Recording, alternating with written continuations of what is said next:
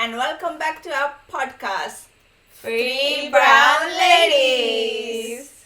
So today we've got a really special guest. She's a blogger from London and she focuses mainly on beauty and fitness. So we thought it'd be really good for her to share her top tips on both topics. And also we wanted to showcase some stereotypes, especially in sport and even beauty. That's right, especially Asian people. We are very stereotypes. So, hello, Tanvi. Hello. Hi. Hi. Pretty, very tall, very talented. So here we are, Tanvi. Hello. How are you guys? We're really good. Good. How are you? I'm good, thank you. Getting by lockdown. We're really excited because, like we've had discussions before, your page is so great because it's such a contrast of two different things. You've got your beauty, and obviously you're very talented with makeup and styling, but then you've also got a really strong talent in sport, and that's so unique to a lot of Indian girls' pages. So how do you kind of 100%. juggle both? Yeah, well, to be honest, sports has been something that's just like I've grown up with. Like that's just been in my nature, my passion since I was really young. And I was never into like makeup or stuff like that. I was always quite a tomboy. And then it was when I went to uni and I was 18 and like all these girls were like doing all their makeup and I was like, oh, like I want to know how to do all of that as well. So at uni, obviously, I lived it with girls in my flat and stuff. So slowly, I started learning. And then once I've like left uni and no one can do my makeup for me anymore, I was like, okay, now I actually need to learn. So yeah, like probably the last 2 years I've really got into beauty as well. But yeah, the fitness side is something that I've just kind of had from such a young age. So yeah, now it's nice that I can kind of do both. So yeah. That's very good. In the sport, obviously Asian people, they don't like girls going to in the sport. What is your parents like, and what did you find in when you go out in the field? Do you have another girls work they were like in the sport with you, or you was the only Asian girl? Well, I'm quite lucky because my dad was really sporty growing up. So he played cricket for like the county and stuff he moved here when he was only 4. So he's grown up very liberal. And obviously like he's grown up in England most of his life. So I think that's made the biggest difference for me because he was sporty. I also have an older brother who's very sporty. So put them together and then me growing up as a young girl, it was like they really encouraged it. So I was so lucky. And both my parents were very supportive of it. And I think when you're doing sports, you need parents that are willing to like drive you to training and matches. And so I was lucky they encouraged it from a really young age. But definitely when I was playing, I was often like the only brown girl on my team or on the court, especially outside of school, like when I was playing at higher levels. I didn't really think anything of it when I was younger. I was just like, well, I'm just doing it for fun. But definitely looking back now, I can definitely notice I was literally the only brown girl, and a lot of my friends may have been good at sport, but because they weren't really given the opportunity or encouraged from a young age, it just wasn't anything they ever did. So like 100% when I have kids, I'm like gonna give them all of these opportunities and they can just figure out what they like and stuff. So Yeah, talking about that actually, Mum was quite liberal, and growing up I used to play a lot of sport but mainly netball, and we were quite similar because I've got an older brother and our dad was really sporty, and so I was a kind of like Mum. Well, Mum was like that growing up. We didn't think we were like a girl for like most of our I was such a tomboy growing up. Yeah. And then it was quite similar actually. Like you said, looking back, you don't realise that you were the only like Indian girl or brown girl. So I didn't know that was a You're thing. too young to realise back then. Yeah. Like, So doing it for parents, fun. Mum was really good. Mum never said you're a girl, you can't do that and you can't do this. So if that is still the case, and that is definitely something we would think that needs to be changed, and more people need to have an open mind, because girls can do anything. You don't need to fit a box. I agree. But why Yeah. why do you guys think that our girls don't tend to go into sort of sports and fitness and that sort of thing? I don't think it's like two different things. It's like girls versus boys in one aspect, and then also like being a brown girl on top of that. So like definitely like I think maybe my grandparents' generation, there's such a difference between what girls should be doing and what guys should be doing. And I hope that now that is changing. But I think that there's very stereotypical roles that like people think girls should only do like stay in the kitchen or something, which is really backwards. Obviously that doesn't happen as much now, but I just think boys were always put on a higher platform, which is why they were given those opportunities to go play sports and girls weren't. I definitely think now it is changing, and like it's our generation especially are challenging those kind of stereotypes and that patriarchy. Like that's so good. But yeah, I guess everyone kind of needs to be challenging it for it to make a massive difference in the long run. So yeah. Yeah, and also it's like Asian people, they are very like their mindset is to educate yourself and find a job, and the sport they don't think as a sport is a It's secondary. Yeah, I think people don't realize that you can do your education and also have things on the side. Like I think parents get worried that, oh, if my kid does all this other stuff, they're not going to focus on their studies. I think the importance is like it's actually a life skill to be able to manage everything and to have passions and hobbies and not just be academic. So for me, like that's made such a difference. That was my question, was how did you manage, because that's like as a parent of a point of view, they want to their child to be educated and the sport as a second or just my parents still like emphasized that education was first. Like that still stood. Obviously I'm still in an Asian household, but I think it was the fact that they were so supportive, so they were able to like drive me to everywhere, so that also helps with like all the time efficiencies and stuff like that. But also it is just making sure that you stay on top of your academics and your sports, and to be honest, if you're organized and you enjoy it, it kind of comes naturally to keep up with everything, I think. But yeah, don't overwhelm yourself as well. Like I definitely remember when I was a young kid, so like going into secondary school, I was doing a lot, and it was great that my parents encouraged things. I played like 3 instruments as well at this time. And then there was a point where I just came to it and I was like, do you know what, I love sports, I can't do everything, so now it's time to pick and choose, and you prioritize things, and I think that's how you then end up being able to do everything that you want to do. That's so good. That's a really good tip. Kids who wants to learn or who wants to do something, you can do it. You can do both. You can educate and you can still enjoy your sport, but you need to like managing your time and managing your priorities. But I like what she said. I like what you said about the instrument thing, because like, like sometimes you do so many things, but it's like how you decided, like, oh no, I want to do this. What my parents wanted for both my brother and I is like, let's give them all of these opportunities, and then they can decide, because you don't really know until you try stuff, like what you enjoy, what you're good at. So that's like the best thing. I'm definitely going to do the same for my kids as well. Like, I did with you guys, didn't I? Yeah, literally. We've got a long list of things. Like now you've grown up and you're so grateful that your parents did all of that for you. So so getting into more like educating people, we've all had tragedies when we're starting off with makeup and learning about skincare, and oh my god, when I first started, I'm still learning. Yeah, we're all still learning. That's true. I remember when I was 12 and I first learned about eyeshadow, we were experimenting each other, and I used to wear, do you remember that Bourjois Paris? Them little Bourjois Paris?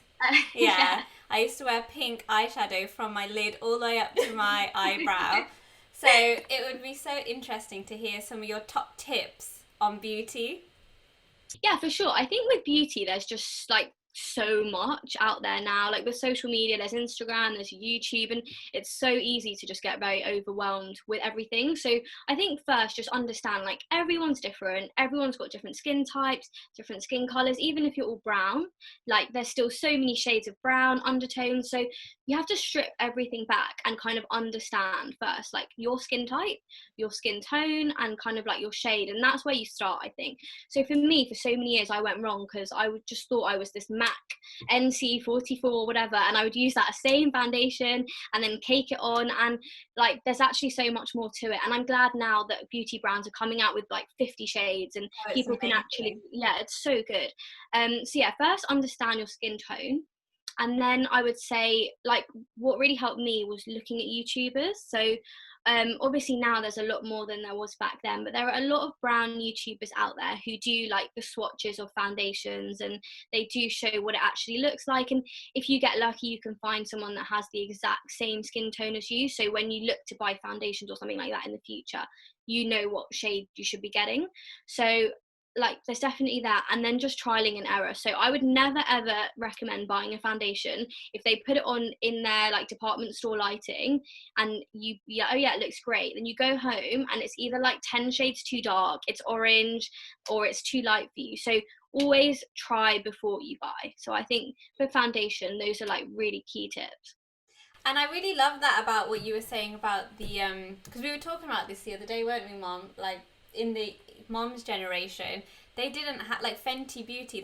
She's like revolutionary. But yeah, can you obviously talk about some of your experiences that you had with the skin tone matches? It must be so difficult back then. They had like 10 shades. I know. Pre-90, we never put foundation. We never knew what is a foundation. We all just put like a little powder, lipstick, little bit like blusher, eyeliner. That's it. We are ready to go. Really dark, really dark lipstick, really like bright pink like blusher, and that's it. And when I started having foundation, and it was like too white for my face. It used to be like white. Really? That's all. The other issue is that like Asians, the stereotype is like it's better to be fair, and like I mean that's a whole nother topic for debate. But yeah, I think back in the day, because people thought that, there were such limited shades for like darker skin tones. Yeah, so true. Oh, that's so and your true, face look really white, but your neck and everything is like dark. Not blended at all. Like, in pictures, when they used to do the flash, it was just like big white. Yeah. Flashback.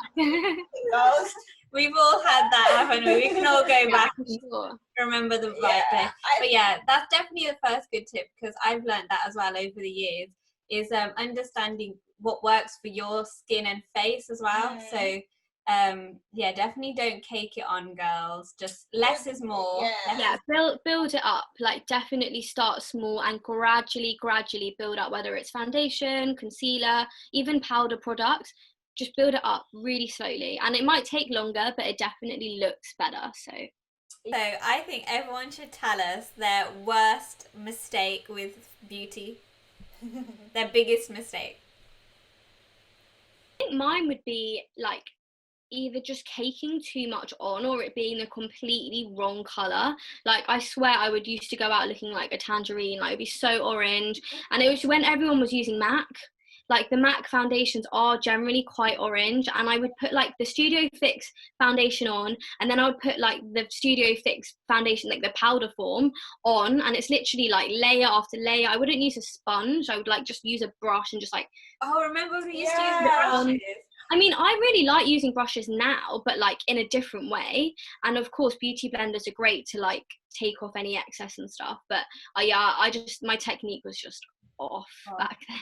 Kira, yours worst mistake that you ever made? Okay, so mine is definitely my eyebrows. So basically, so if you look back at my old pictures, everything's fine, and then you look at my eyebrows, nothing's been done to them. So I have like really light hair, like on my eyebrows. So like my sister has really nice eyebrows. She doesn't need to draw them in. I have to draw mine in. So first of all, I didn't used to like pluck them or anything. So they used to just be like big thick things. and then also you wouldn't be able to see them. Yeah, because she would have like foundation her face and somehow cover the eyebrows. So she would just be like eyebrowless. I would just have no eyebrows, and then like. And they weren't like nice as well, so I would say eyebrows make such a difference. Like I cannot wait to go get mine threaded. I'm like waiting for the day the salon's open and they'd be like snatched again, because right now it's what was your biggest? Mine was like 80s when we used to put too bright makeup. Oh, mine was like really the hot pink color.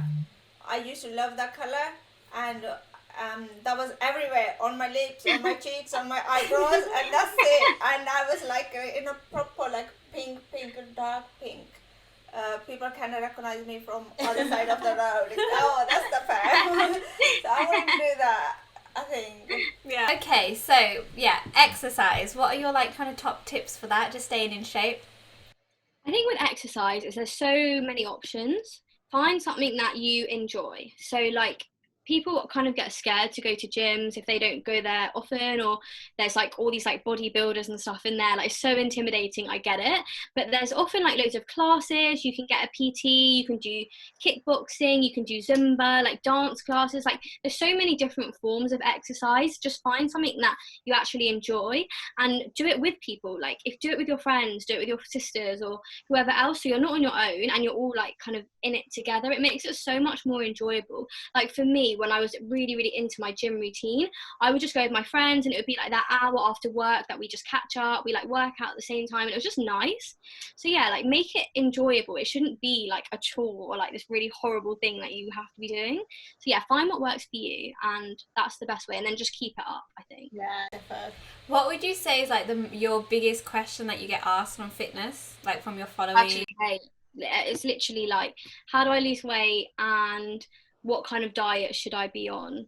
And to be honest, like, again, I'm not a PT, but weight loss is, like we said earlier, it's a journey and it's a long one, and you have to be very disciplined and consistent. I think what people also don't realize is there's loads of like websites and apps that you can use that you put in like your weight and your height and stuff like that, and it tells you how many calories you should be consuming a day. There's also like MyFitnessPal, for example. You can scan the barcodes of food in and it tells you how many calories. So stuff like that, if you're actively doing, like you're doing all the right things, it just takes time, I think. So yeah, just consistency.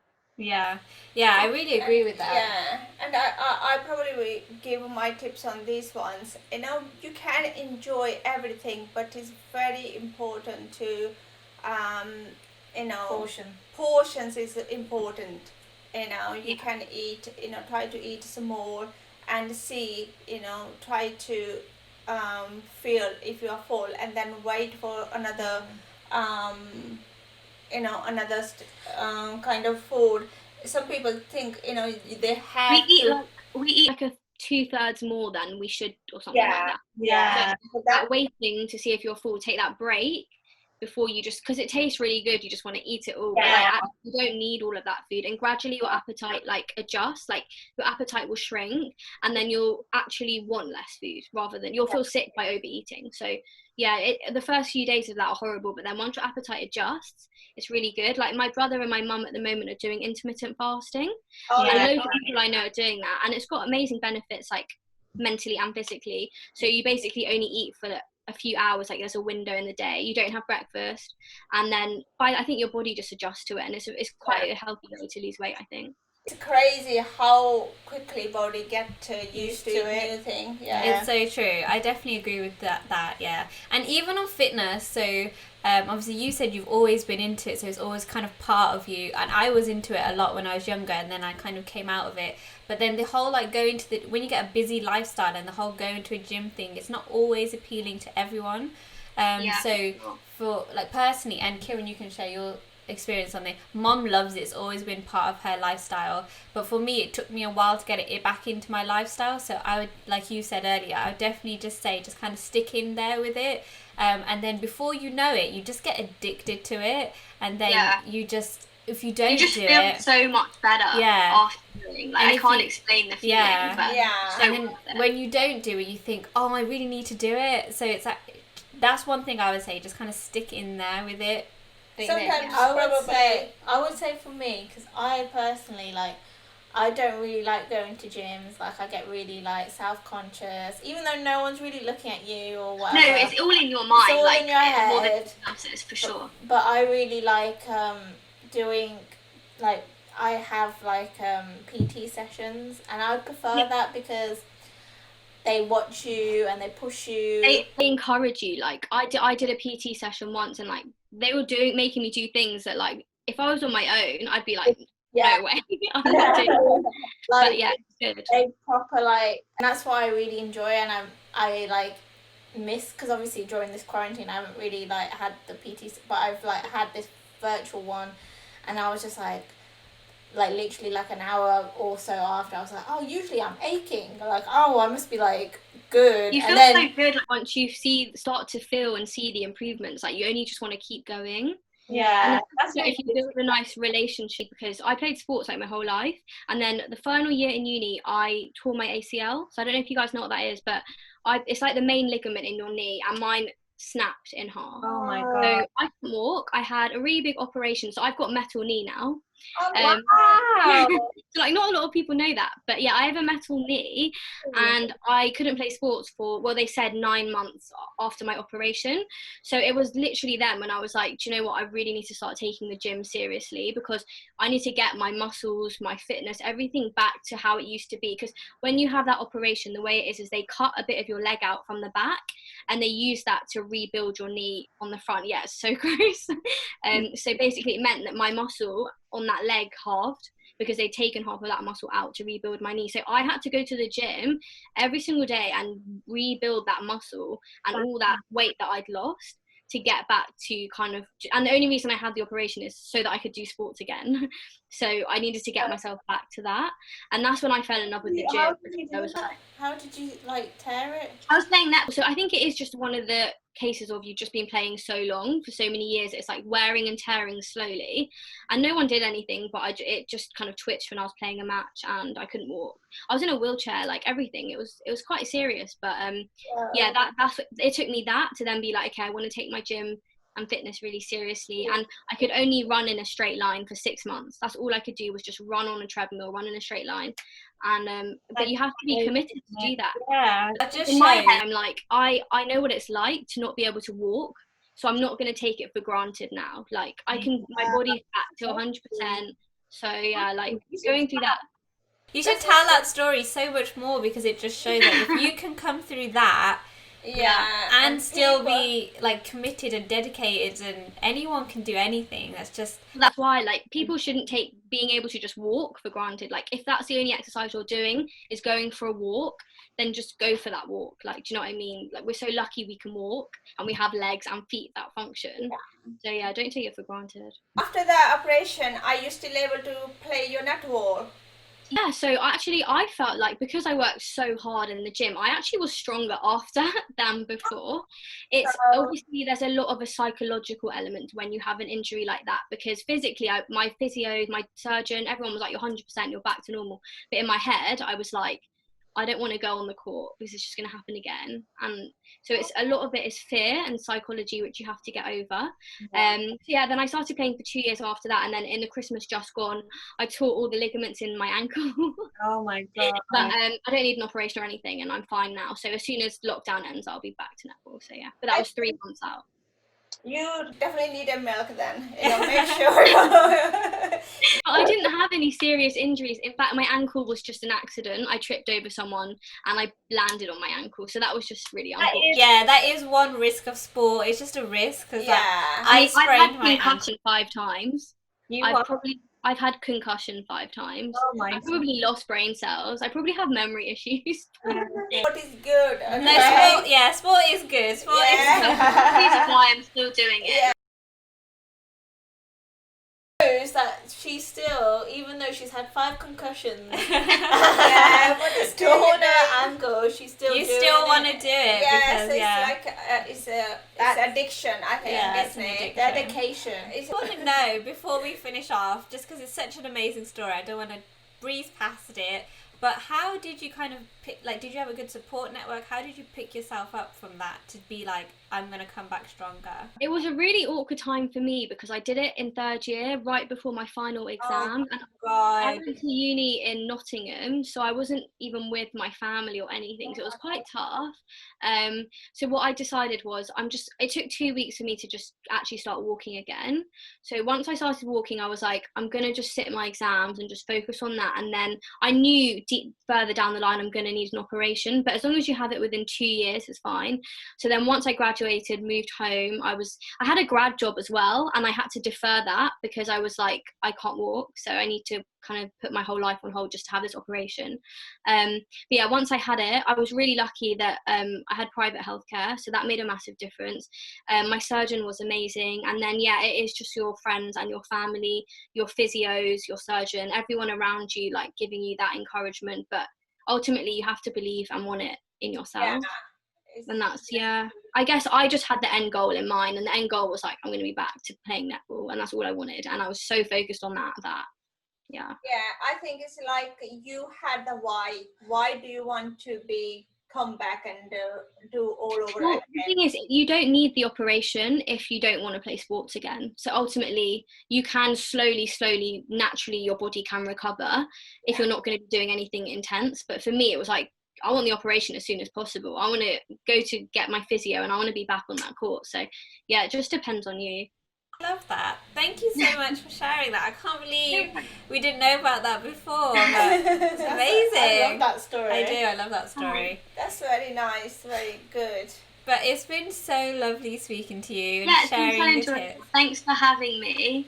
I hope everyone out there finds some sort of like benefit from these tips, and obviously we'll link everything down below for Tanvi, so check out her page and what she does. She also does some hilarious TikToks, doesn't she? Yes. I love It her might not be happening once lockdown is over and I get a life again, but until then. Yeah. Oh, Just you have to. have You've to got carry fans on. now. I'm a dedicated fan, so. Yeah, there you are. Yeah, keep it up, girl. But yeah, thank you for coming. We really enjoyed it, and we'll catch up again soon.